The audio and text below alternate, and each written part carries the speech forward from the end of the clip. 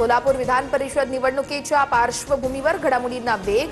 पवारांच्या राष्ट्रवादीच्या 3 आमदारांकडून भाजप प्रदेश अध्यक्ष रवींद्र चव्हाणांची भेट। महायुतीच्या उमेदवाराला पाठिंबा देण्याचा आमदारांचा निर्णय। रोहित पवारांचा पंढरपूरमध्ये अन्नत्याग आंदोलन। कर्जमाफीतील जाचक अटींविरोधात आक्रमक पवित्रा। आंदोलनापूर्वी रोहित पवार यांना पोलिसांची नोटीस। आंदोलनासाठी इतर मोकळ्या जागेचा पर्याय वापरण्याचा सल्ला। नाशिक नंतर जळगावातील देखील बंड थंड होण्याची शक्यता। मंत्री गिरीश महाजन यांच्या उपस्थितीमध्ये रात्री उशिरा भाजपची खलबत। आमदार पदाधिकाऱ्यांसोबत आढावा बैठक। शिंदे सेनेच्या बंडखोर उमेदवार रेश्मा कांबळे यांच्यासोबत देखील चर्चा।